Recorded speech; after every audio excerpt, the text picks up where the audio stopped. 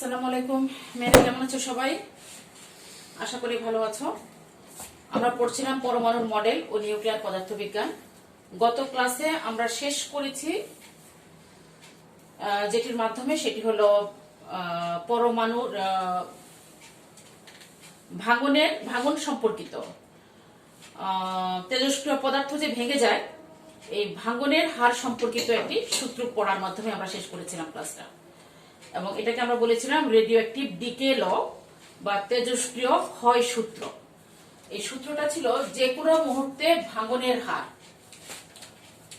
যাকে আমরা ডিএনডিটি বলেছিলাম, minus ডিএনডিটি proportional to N. Minus ডিএনডিটি ছিল আমার তেজস্ক্রিয় পদার্থের যে কোনো মুহূর্তের ভাঙনের হার, আর ডান পাশের এন হচ্ছে ওই মুহূর্তে উপস্থিত অক্ষত পরমাণুর সংখ্যা। এখান থেকে আমরা পেয়েছিলাম minus ডিএনডিটি equal to lambda N. এই ল্যামডা ছিল আমার ডিকে কনস্ট্যান্ট বা ক্ষয় ধ্রুবক।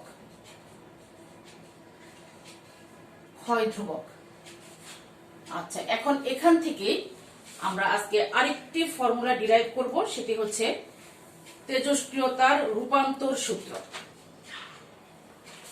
এখান থেকে আমরা স্টার্ট করব আজকে আরেকটি সূত্র, সেটাকে বলবো আমরা তেজস্ক্রিয়তার রূপান্তর সূত্র।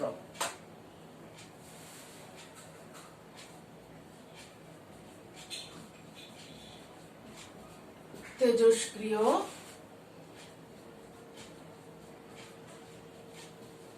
রূপান্তর সূত্র।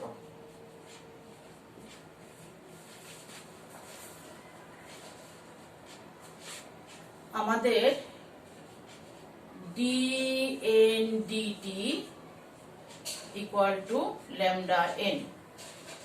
আমরা এখন এটাকে লিখব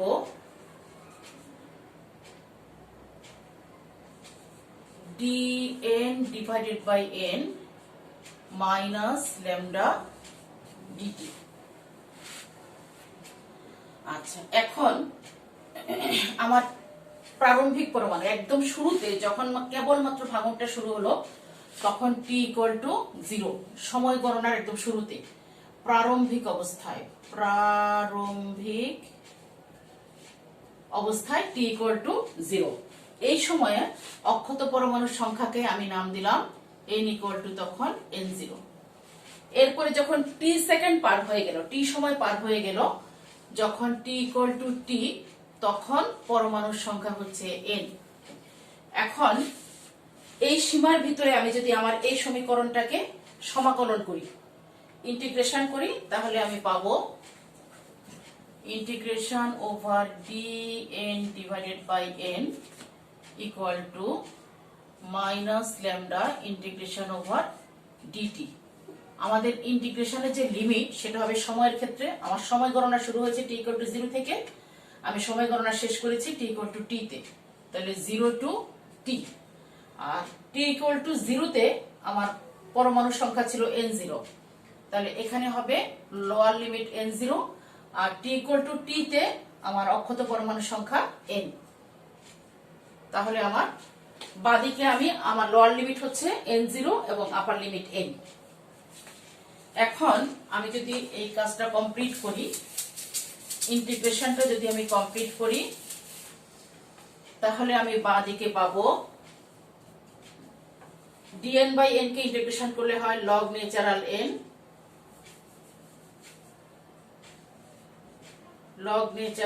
n, থার্ড ব্র্যাকেটের মধ্যে পাবো আমি n0n equal to minus lambda, dt কে ইন্টিগ্রেট করলে পাবো আমি t, 0 টু t,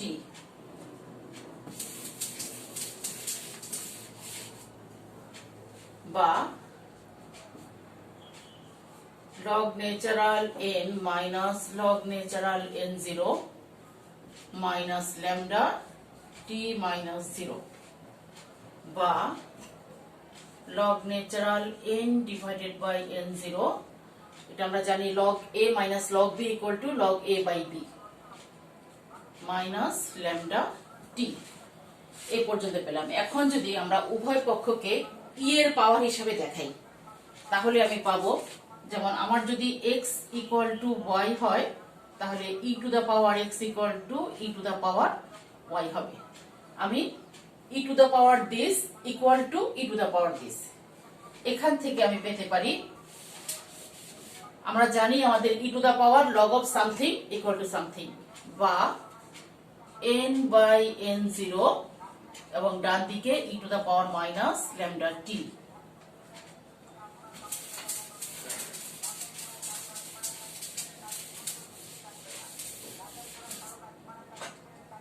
বা n equal to n0 e to the power minus lambda টি।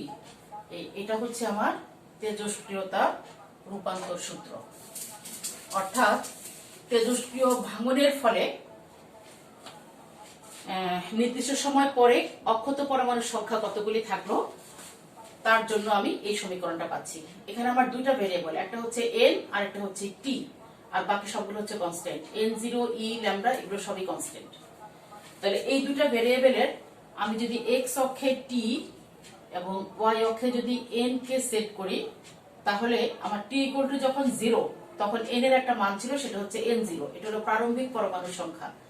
তাহলে এখানে n0, এরপরে t এর মান যত বাড়বে তত n কমবে, প্রারম্ভিক পরমাণুর সংখ্যা কমে যাবে, যেহেতু পরমাণু ভেঙে যাচ্ছে, নিউক্লিয়াস ভেঙে যাচ্ছে। তাহলে আমি এইরকম একটা লেখচিত্র পাবো। এটা হচ্ছে সূচকীয় সূত্র বা সূচকীয়, এই গ্রাফটা হচ্ছে সূচকীয় গ্রাফ, এক্সপোনেনশিয়াল কার্ভ বা এক্সপোনেনশিয়াল কার্ভ, অথবা আমরা এটাকে এক্সপোনেন্টও বলে থাকি। এবং এই নিয়মটা হচ্ছে সূচকীয়, তেজস্ক্রিয় ক্ষয়ের সূচকীয় সূত্র বলা হয় এটাকে, তেজস্ক্রিয় ক্ষয়ের জন্য সূচকীয় সূত্র বলা হয় এটাকে। এটা এক্সপোনেনশিয়াল নিয়ম মেনে চলে, অর্থাৎ এক্সপোনেনশিয়ালি ফল করছে পরমাণুর সংখ্যাটা। এবং আমি দেখতে পাচ্ছি আমার প্রথম দিকে খুব দ্রুত ভাঙছে, ভাঙনটা খুব দ্রুত হচ্ছে, অল্প সময় ব্যবধানে খুব বেশি পরিমাণ পরমাণু ফল করছে, ভেঙে যাচ্ছে বেশি। আর ভেঙে যাওয়ার পরে যত সময় বাড়ছে তত ভাঙনের হার কমে যাচ্ছে। আর এই কার্ভটার বেশ খানিকটা দূরে গিয়ে এক্স অক্ষে টি অক্ষের সমান্তরাল হয়ে যাচ্ছে, অর্থাৎ এটা অসীমে গিয়ে টি অক্ষকে ছেদ করবে। যেখানে টি অক্ষকে ছেদ করবে তখন সময়ের মান হবে অসীম, টি তখন অসীম হবে, এবং এক্স অক্ষকে ছেদ করা মানে এই পরমাণুর সংখ্যা তখন শূন্য হয়ে যাওয়া, n ইকুয়াল টু তখন 0 হয়ে যাওয়া। n ইকুয়াল টু 0 হওয়ার অর্থ হচ্ছে সমস্ত পরমাণু ভেঙে যাওয়া। এখন প্র্যাকটিক্যালি কখনো আমরা টি ইকুয়াল টু অসীম এই সময় পৌঁছাতে পারি না, ফলে এই তেজস্ক্রিয় ক্ষয় কখনোই শেষ হবে না, অর্থাৎ সম্পূর্ণ 100 ভাগ পরমাণু ভেঙে গেছে এই অবস্থায় আমরা কখনো পৌঁছাতে পারি না। প্রকৃত কারণটা হচ্ছে আসলে তেজস্ক্রিয় ভাঙনের ফলে, এই রেডিও অ্যাক্টিভ ডিকের ফলে একটা রেডিও অ্যাক্টিভ নিউক্লিয়াস আরেকটা রেডিও অ্যাক্টিভ নিউক্লিয়াসে কনভার্ট হচ্ছে, রূপান্তর হচ্ছে, এবং এই রূপান্তর প্রক্রিয়া চলতে থাকে যতক্ষণ পর্যন্ত না একটা অতেজস্ক্রিয় মৌলে রূপান্তরিত হয়। তাহলে অতেজস্ক্রিয় মৌলে যখন সে রূপান্তরিত হয় তখন তো তার কিছু পরমাণু থেকে যায়, অর্থাৎ কখনোই পরমাণুর সংখ্যা শূন্য হবে না। আচ্ছা, এখন আমরা পাবো অর্ধায়ু, হাফ লাইফ বা অর্ধায়ু।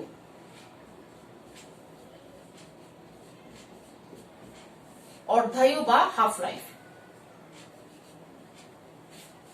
এই অর্ধায়ু হচ্ছে একটা তেজস্ক্রিয় পদার্থ ভেঙে যেতে, আমরা একটু আগে যে কার্ভটা পেয়েছিলাম, এই প্রারম্ভিক পরমাণু সংখ্যা এখানে n0, ঠিক অর্ধেকে আসলে n0/2 যদি হয়, তাহলে এখানে যে সময়টা লাগলো, এই সময়টাকে বলা হয় অর্ধায়ু।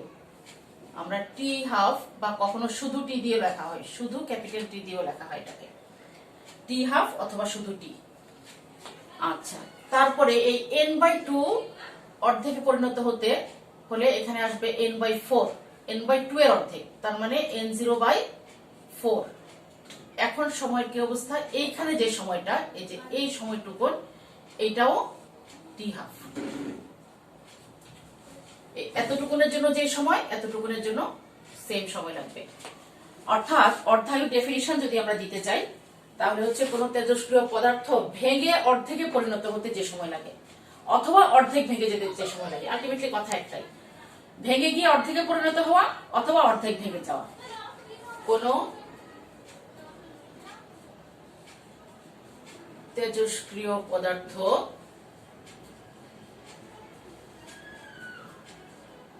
অর্ধেক ভাঙতে, অর্ধেক ভেঙে যেতে যে সময় লাগে তাকে অর্ধায়ু বলে।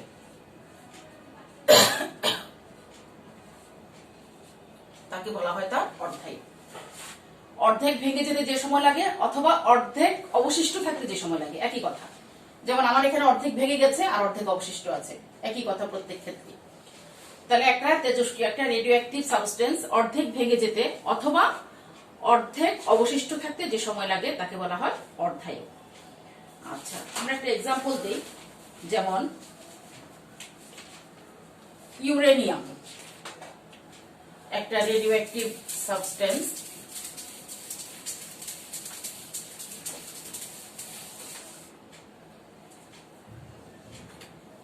এর অর্ধায়ু হচ্ছে 450 কোটি বছর। কোটি বছর তার অর্ধায়ু। তাহলে 450 কোটি বছর পরে আমার যদি প্রথমে যদি কোথাও 1 গ্রাম ইউরেনিয়াম থাকে, তাহলে 450 কোটি বছর পরে তার অর্ধেক ভেঙে যাবে, 0.5 গ্রাম ভেঙে যাবে, তার মানে থাকবে 0.5 গ্রাম।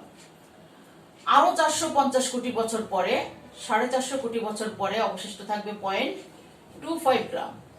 আরো 450 কোটি বছর পরে অবশিষ্ট থাকবে 450 কোটি বছর পরে অবশিষ্ট থাকবে 0.125 গ্রাম।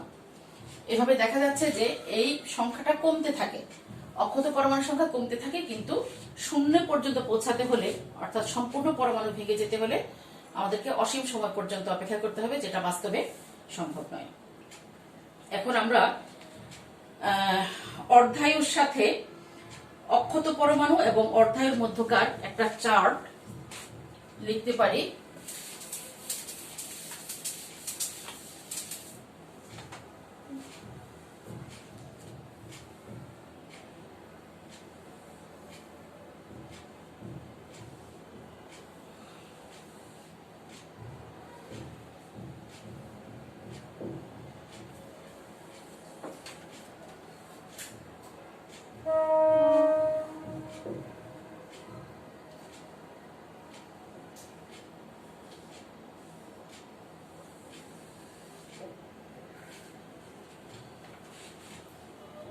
এখানে আমরা লিখছি সময়,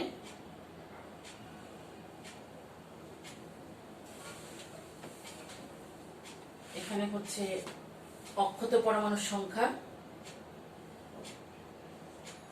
n অথবা অবশিষ্ট পরমাণুর সংখ্যা, আর এটা হচ্ছে ক্ষয়প্রাপ্ত পরমাণুর সংখ্যা, আমি লিখবো n0 - n।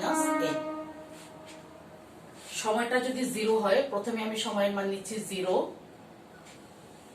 তারপরে নিচ্ছি আমি অর্ধায়ু t½ তারপরে নিচ্ছি আমি t½ এর ডাবল, তারপরে t½ এর 3 গুণ, 4 গুণ, 5 গুণ, 6 গুণ। আচ্ছা, প্রারম্ভিক পরমাণু সময় গণনার শুরুতে এখন আমার n হচ্ছে n0, অক্ষত পরমাণু তখন n0। তাহলে ক্ষয়প্রাপ্ত পরমাণুর সংখ্যা হবে 0। এখনো তো কোনো পরমাণু ক্ষয় হয় নাই, কেবল ক্ষয় হওয়া শুরু হবে, কাজেই ক্ষয়প্রাপ্ত পরমাণুর সংখ্যা হবে 0। আচ্ছা, t½ সেকেন্ড পরে, অর্ধায়ুর পরে এখন ভেঙে অক্ষত পরমাণুর সংখ্যা, ভেঙে যাওয়া পরমাণু অর্ধেক, অক্ষত পরমাণুর সংখ্যা অর্ধেক হবে, অর্থাৎ n0/2। আচ্ছা, আরো t½ সময় পরে, অর্থাৎ 2t½ সময় পরে এর অর্ধেক হয়ে যাবে, অর্থাৎ n0/4। 3t½ সময় পরে এর অর্ধেক হয়ে যাবে, অর্থাৎ n0/8, n0/16, n0/32, n0/64। অবশিষ্ট পরমাণুর জন্য অবশিষ্ট পরমাণুর সংখ্যা n0/64 হতে অর্ধায়ুর 6 গুণ সময় লাগছে। আর আমরা যদি অক্ষত পরমাণুর সংখ্যা বর্তমানে কতগুলো পরমাণু ভেঙে গেল ক্ষয়প্রাপ্ত পরমাণুর সংখ্যা হিসাব করি, তাহলে এখানে আমি পাবো, আমার এখানে ছিল প্রারম্ভিক ছিল ক্ষয়প্রাপ্ত পরমাণুর সংখ্যা ছিল 0, তাহলে এইখানে t½ সময় পরে আমার ক্ষয়প্রাপ্ত পরমাণুর সংখ্যা n0/2। n0/2 অক্ষত আবার ক্ষয়েও গেছে, অক্ষত পরমাণু n0/2 আবার ক্ষয়প্রাপ্ত হয়েছে n0/2। আচ্ছা, এখন 2t½ সময় পরে 2t½ সময় পরে আমার আছে n0/4, তাহলে n0 মাইনাস n0/4 সমান হবে 3n0/4, এখানে হবে 7n0/8, এখানে হবে 15n0/16, 31n0/32, 63n0/64। আমরা যদি এই চার্টটাকে বুঝতে পারি তাহলে আমাদের জন্য অঙ্ক করা এবং এমসিকিউর অ্যান্সার দেওয়াটা সহজ হয়ে যাবে। আচ্ছা, এখন আমরা t½ এর সাথে এই অর্ধায়ুর সাথে ক্ষয় ধ্রুবকের একটা সম্পর্ক বের করব। অর্ধায়ু এবং ক্ষয় ধ্রুবকের মধ্যে সম্পর্ক চাই আমরা। অর্ধায়ু হচ্ছে আমার t½ এবং ক্ষয় ধ্রুবক হচ্ছে ল্যামডা, এর মধ্যে সম্পর্ক চাই। সম্পর্ক, আচ্ছা, এর জন্য আমরা প্রথমে আমাদের তেজস্ক্রিয়তার যে রূপান্তর সূত্র সেটা রেখে ফেলি, মাইনাস ল্যামডা টি।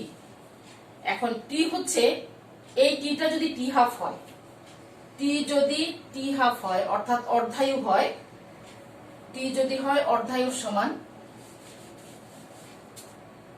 তাহলে আমার n হবে n0/2। এই অর্ধায়ু তত সেকেন্ড পরে, তত টাইম পরে আমার অর্ধেক পরমাণু ভেঙে গেছে বা অর্ধেক পরমাণু অক্ষত আছে। তাহলে টাইমের পরিবর্তে স্মল টি এর জন্য আমি যদি t½ বসাই, আমার n = n0/2 হবে। এখন এই মানগুলো এই সমীকরণে বসালে আমি বাঁ দিকে পাচ্ছি n0/2, n0 e to the power minus lambda t½ n0 n0 cancel হয়ে যায়। এখন উভয় পক্ষকে যদি আমি লগ নেই, উভয় পক্ষে এখানে হলো 0.5, log natural 0.5 equal to log natural e to the power minus lambda t½ আমার বাঁ দিকে আসতেছে মাইনাস 0.693 আর ডান দিকে পাবো আমি minus lambda t½ log of e to the power something equal to something, বা t½ equal to 0.693 divided by lambda। এই হচ্ছে আমার অর্ধায়ু এবং ক্ষয় ধ্রুবকের মধ্যে সম্পর্ক। এবং আমি দেখতে পাচ্ছি যে আমার অর্ধায়ু হচ্ছে ক্ষয় ধ্রুবকের ব্যস্তানুপাতিক, অর্থাৎ যে তেজস্ক্রিয় মৌলের ক্ষয় ধ্রুবক বেশি তার অর্ধায়ু কম হবে। এটার অর্থ হচ্ছে ক্ষয় ধ্রুবক বেশি হওয়া মানে হচ্ছে সে দ্রুত ভেঙে যাবে, ভাঙনের হারটা বেশি। যার ভাঙনের হার বেশি তার ক্ষয় ধ্রুবক বেশি। তো ভাঙনের হার বেশি হলে অল্প সময়ে অর্ধেক ভেঙে যাবে, আর যার ক্ষয় ধ্রুবক কম হবে তার অর্ধায়ু হবে বেশি।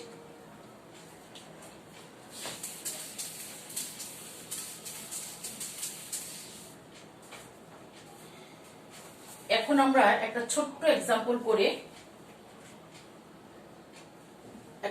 এক্সাম্পল করে আমরা এই ফর্মুলাটা কতটুকু শিখেছি দেখি। একটা তেজস্ক্রিয় পদার্থের ক্ষয় ধ্রুবক দেওয়া আছে 3.75 into 10 to the power -3 per second, second inverse. আমাকে বের করতে হবে তার t½ কত, অর্ধায়ু কত। তাহলে একটু আগেই আমরা দেখেছি আমার অর্ধায়ু সমান হচ্ছে 0.693 divided by lambda, 0.693 divided by 3.75 into 10 to the power -3 second inverse. Calculate করার পরে আমরা পাবো 184.8 সেকেন্ড। আমরা এটাকে মিনিটে বা ঘন্টায় কনভার্ট করব না, মিনিটে কনভার্ট করা যেতে 60 দিয়ে ডিভাইড করে করব না, এই কারণে যে আমাদেরকে যে ক্ষয় ধ্রুবকটা দেওয়া আছে সেটা সেকেন্ড ইনভার্সে দেওয়া আছে, অতএব আমি এখানে অ্যান্সারটা সেকেন্ডে বের করব। ওরা যদি মিনিটে দিত আমি মিনিটে বের করতাম, তারা যদি ডে ইনভার্সে দিত আমি ডেতে বের করতাম। আচ্ছা, এখন আমরা তেজস্ক্রিয় রূপান্তর সূত্রের একটা অঙ্ক করি, যেখানে ট্রান্সফরমেশন লটা আমি ব্যবহার করতে পারবো, এরকম একটা অঙ্ক করি। রেডনের অর্ধায়ু দেওয়া আছে, 3.82 ডে। আমাকে বের করতে হবে এই রেডনের 60%, এক খন্ড রেডন আছে, তার 60% ক্ষয় হতে 60% ক্ষয় হতে কত সময় লাগবে। রেডন একটা তেজস্ক্রিয় পদার্থ, তার অর্ধায়ু হচ্ছে 3.82 ডে। এখন এক খন্ড রেডনের 60% ক্ষয় হতে কত সময় লাগবে, কোশ্চেনটা হচ্ছে এই। আমাদেরকে যা দেওয়া আছে, আমার তেজস্ক্রিয় রূপান্তর সূত্রে ল্যামডা ব্যবহার করি আমরা, তাহলে আমি এখান থেকে ল্যামডাটা বের করে ফেলি। ক্ষয় ধ্রুবক lambda equal to 0.693 divided by T half. 0.693 divided by 3.82 day ভাগ করার পরে আমি পাবো 0.181 ডে ইনভার্স। আমি ল্যামডা পেয়ে রাখলাম। এখন আমি অক্ষত পরমাণুর সংখ্যাটা বের করি। আমার 60% ক্ষয় হওয়ার মানে হচ্ছে অবশিষ্ট আছে 40%, তাহলে অক্ষত পরমাণুর সংখ্যা n ইকুয়াল টু হচ্ছে n0 এর 40%। যেহেতু 60% ক্ষয় হয়ে গেছে, তাহলে অবশিষ্ট আছে 40%। এখন আমি পাবো এখান থেকে n0 ইন্টু 40 ডিভাইডেড বাই 100 বা 0.4 n0। আমার n ইকুয়াল টু 0.4 n0, এই সম্পর্কটা আমি পেয়ে রাখলাম। তাহলে আমার যে মূল সমীকরণ n equal to n0 e to the power minus lambda t, আমরা এখান থেকে টি এর ভ্যালুটাই বের করব। n এর পরিবর্তে 0.4 n0 আছে মাইনাস ল্যামডা টি। এখন n0 ক্যান্সেল হয়ে যায়, উভয় পাশ থেকে, দুই পাশ থেকে n0 ক্যান্সেল হয়ে যায়, এদিকে থাকে 0.4। আমি যদি উভয় পক্ষে লগ ন্যাচারাল নেই, তাহলে 0.4 এর লগ ন্যাচারাল হচ্ছে মাইনাস 0.916, আর এদিকে পাচ্ছি আমি মাইনাস ল্যামডা টি, বা টি ইকুয়াল টু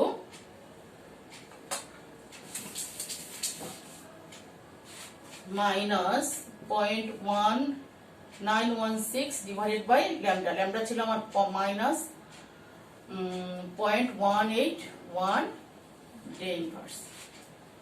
এই ভাগটা করার পরে আমি পাবো এখানে 5.06 ডে ইনভার্সকে ইনভার্স করলে আমি পাচ্ছি কি, এই হচ্ছে আমার সময়। অর্থাৎ প্রায় 5 দিন পর 60% ক্ষয় হবে। 60% ক্ষয় হবে মানে 40% অবশিষ্ট থাকবে। এখন একটা প্রশ্ন, সেটা হচ্ছে 60% ক্ষয় হতে যদি 5 দিন লাগে, তাহলে 30% ক্ষয় হতে কি এর অর্ধেক সময় লাগবে? 60% এর অর্ধেক হচ্ছে 30%, সময়টাও কি অর্ধেক লাগবে? অর্থাৎ প্রায় 2.5 দিনের মতো লাগবে কি? এটা আমরা একটু ক্যালকুলেট করে দেখতে পারি যে 60% এর থেকে আমি যদি 30% নিয়ে আসি, তাহলে ক্ষয়ের পরিমাণটা 30% হলো। এখন সময়ের পরিমাণটাও অর্ধেক লাগবে কিনা, এখানে প্রায় 5 দিন সময়, এটা আমরা মনে রাখবো।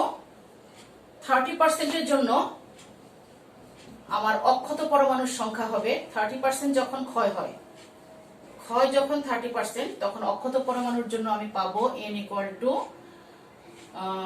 30% ক্ষয় হলে অক্ষত থাকবে কতটুকু? অক্ষত থাকবে 70%, 100 মাইনাস 30, 70%। তাহলে এটা হবে 0.7 n0। একটু আগে আমরা যেভাবে 0.4 পেয়েছিলাম ঠিক একইভাবে 0.7 n0। তাহলে আমাদের n এর জন্য 0.7 n0 এবং n0 e to the power minus 0.181 into t, এটা যদি আমি বসাই এবং একইভাবে একই পদ্ধতিতে উভয় পক্ষে যদি আমি লগ ন্যাচারাল নেই, তাহলে আমরা পাবো এখানে t ইকুয়াল টু 1.970। তার মানে আমরা যে বলছিলাম 2.5 দিন লাগবে কিনা, দেখা গেল যে ক্ষয়ের পরিমাণটা অর্ধেক হওয়া সত্ত্বেও সময়ের পরিমাণটা অর্ধেক হয়নি।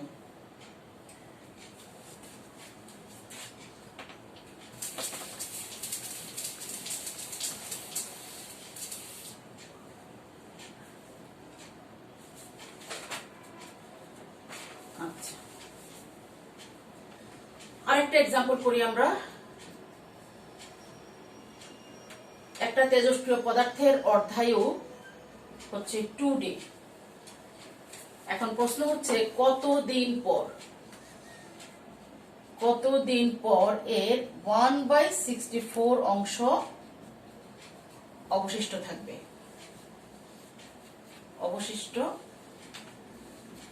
কতদিন পর, এই সময়টা বের করতে হবে আমাকে। আমরা এটা দুই ভাবে করতে পারি। একটু আগে যে n = n0 e to the power minus lambda t formula, transformation law যেটা, সেটা ব্যবহার করেও করতে পারি, আবার চার্টের সাহায্যেও করতে পারি। আমরা যদি একটা চার্টের মধ্যে এরকম ভাবে একটা চার্ট নেই আমি, যেখানে থাকবে সময় এবং অবশিষ্ট পরমাণুর সংখ্যা,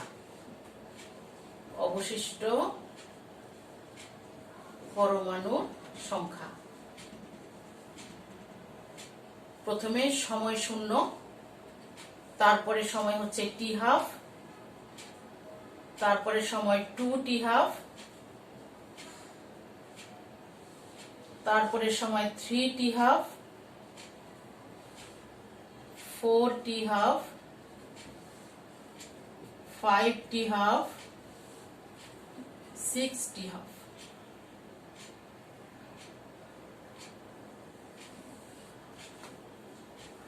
আচ্ছা,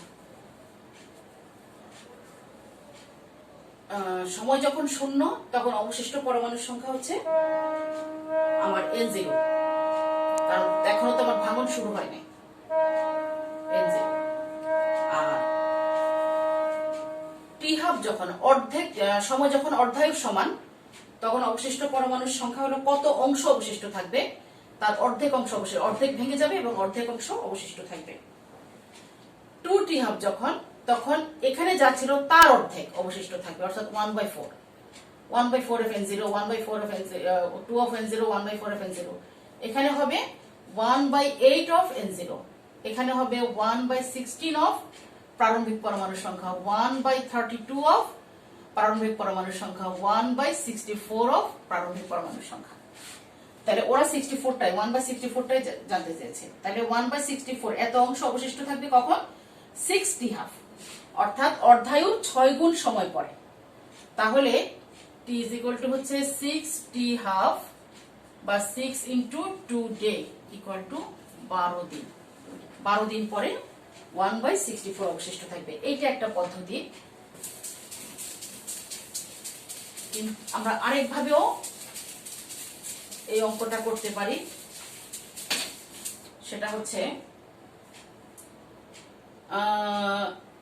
1/64 যদি আমাদের n = n0 e to the power minus lambda t. এখন আমার ল্যামডা কত? আমার t12 = হচ্ছে 2d, তাহলে ল্যামডা = 0.693 / 2। আমি পাবো 2 দিয়ে ভাগ করার পরে আসে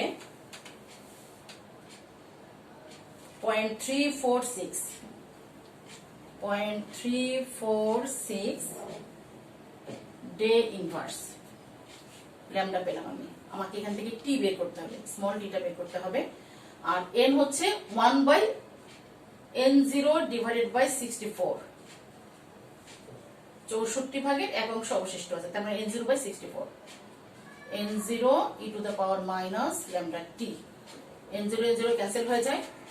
1/64 কে আমরা যদি লগ ন্যাচারাল নেই তাহলে এই পাশে পাবো আমি -4.15888 ইকুয়াল টু মাইনাস ল্যামডা টি।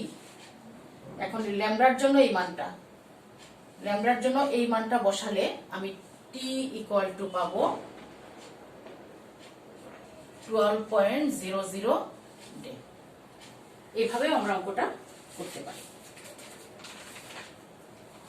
আচ্ছা, এরপরে আমরা চলে যাব গড় আয়ুতে, মিন লাইফ বা গড় আয়ু।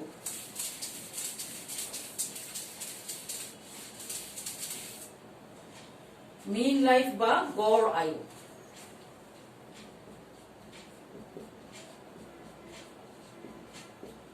কোন তেজস্ক্রিয় পদার্থের সবগুলো পরমাণুর আয়ুর যোগফলকে যদি আমি প্রারম্ভিক পরমাণু সংখ্যা দিয়ে ভাগ করি, সবগুলো পরমাণুর আয়ুর যোগফল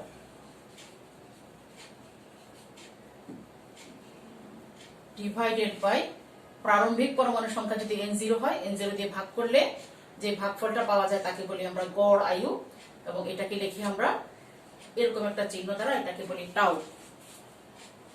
দ্বারা প্রকাশ করা হয়। এবং এই টাউ এর সাথে ক্ষয় ধ্রুবকের একটা সম্পর্ক আছে, সেটা হলো টাউ ইকুয়াল টু 1/λ। এগুলো একটা আরেকটার, গড় আয়ু এবং অর্ধায়ু একটা আরেকটার, গড় আয়ু এবং ক্ষয় ধ্রুবক একটা আরেকটার বিপরীত। গড় আয়ু এবং ক্ষয় ধ্রুবক হচ্ছে পরস্পরের বিপরীত। টি হাফের সাথে তাহলে এর সম্পর্কটা কি? এই টাউ এর সাথে, গড় আয়ুর সাথে টি হাফের সম্পর্ক আমরা দেখেছি, t half equal to 0.693 divided by lambda. তাহলে 1/λ ইকুয়াল টু যদি টাউ হয়, এখানে 1/λ এর পরিবর্তে টাউ বসালে আমি পাবো 0.693 টাউ। এটা হচ্ছে টি হাফের সাথে টাউ এর সম্পর্ক। এখন আমরা একটা ছোট্ট এক্সাম্পল করি, যে রেডিয়াম। এই রেডিয়ামের গড় আয়ু 2294 বছর। রেডিয়ামের গড় আয়ু হচ্ছে 2294 বছর। আমাকে দুটা জিনিস বের করতে হবে, একটা হলো তার ক্ষয় ধ্রুবক কত এবং তার টি হাফ কত। খুব ইজি হয়ে গেল আমার জন্য। টাউ এর সঙ্গে ল্যামডার সম্পর্কটা হচ্ছে একটা আরেকটার ইনভার্স। তাহলে ক্ষয় ধ্রুবক ল্যামডা ইকুয়াল টু 1/টাউ, 2294 বছর। ভাগ করার ফলে আমরা পাই 4.359 into 10 to the power -4 year inverse. আর আমরা যদি টি হাফ চাই তাহলে t half equal to 0.693 into গড় আয়ু বা মিন লাইফ, 0.693 ইন্টু 2294 বছর ইকুয়াল টু